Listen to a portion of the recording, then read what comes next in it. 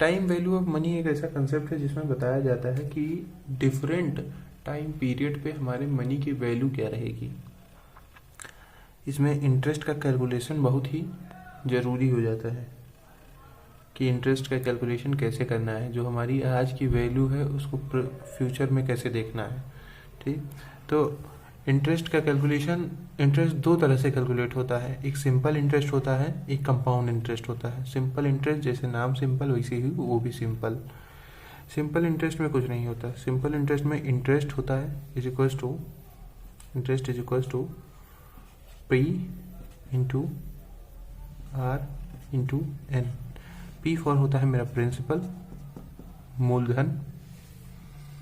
Are is equals to होता है rate, किस रेट पे हमने पैसे को इन्वेस्ट किया है या फिर बोरो किया है, वो इंटरेस्ट हमारा, वो इंटरेस्ट रेट। यहाँ ध्यान देने वाली बात है ये है कि रेट अगर लिखा है 7%, 7% रेट लिखा हुआ है, तो हम लोग 7% सीधा सीधा नहीं लिख देंगे, 7 को 100 से डिवाइड कर देंगे, 0.07 लिखेंगे। ऐसा क्यों करते हैं? क्योंकि डायरेक्ट परसेंटेज लिख देने से आंसर हमारा गड़बड़ हो जाएगा, उसको 0.07 लिख देंगे। ठीक, इंटू एन।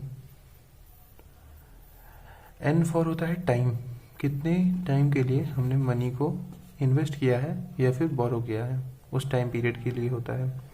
इंटरेस्ट का calculation P into R into N होता है। ठीक, सिंपल इंटरेस्ट की केस की बात कर रहे हैं, सिंपल। ठीक, सिंपल इंटरेस्ट कैलकुलेशन। अब इसमें आ गया अमाउंट का फॉर्मूला। अब देख लेते हैं अमाउंट क्या होता है, पहले ये जान लें। अमाउंट होता है principal plus interest. Principal plus interest क्यों हुआ? अमाउंट वो अमाउंट होता है जो हमें इस टाइम पीरियड के बाद मिलेगा। मतलब हमने कुछ प्रिंसिपल मूलधन हमने जमा किया था या फिर इन्वेस्ट किया था या फिर उसको बोरो किया था। इन्वेस्टमेंट और बोरोइंग दोनों हो सकती है जिस पे इंटरेस्ट कैलकुलेट हो रहा है। तो उस टाइम फ्रेम के बाद हमको जो अमाउंट रिसीव होगा वही हमारा अमाउंट होगा। यह जो अमाउंट हमको देना होगा, हम सीधा सीधा लेते हैं कि हमने कहीं इन्वेस्टमेंट किया है, तो इस टाइम फ्रेम के बाद हमको क्या अमाउंट रिसीव होगा उसी को हम लोग अमाउंट कहते हैं। अमाउंट मतलब मूलधन प्लस ब्याज होता है। ये हमारा प्रिंसिपल अमाउंट है, ये हमारा ब्याज है, इंटरेस्ट है, तो इसका जो सम होगा वो हमारा अमाउंट होगा। अब यहाँ से आगे बढ़ते हैं। अमाउंट के फॉर्मूले में P प्लस आई हो जाता है, तो इसको और थोड़ा सिंप्लीफाई अगर कर लें, P प्लस आई को हमने ऊपर भी कुछ लिखा है, P into R into N, so P into R into N. Okay, further इसको और करते हैं, P 1 plus R into N. ठीक, इसको P को मैंने कॉमन ले लिया, 1 plus R to the power 1 plus R into N. ठीक, इसको और थोड़ा सा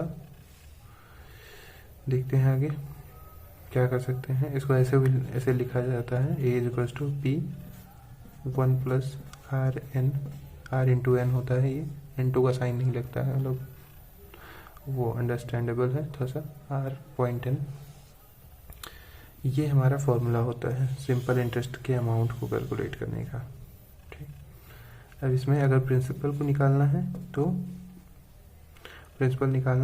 तो हमारा इस फॉर्मूले को हम लोग ले लेंगे।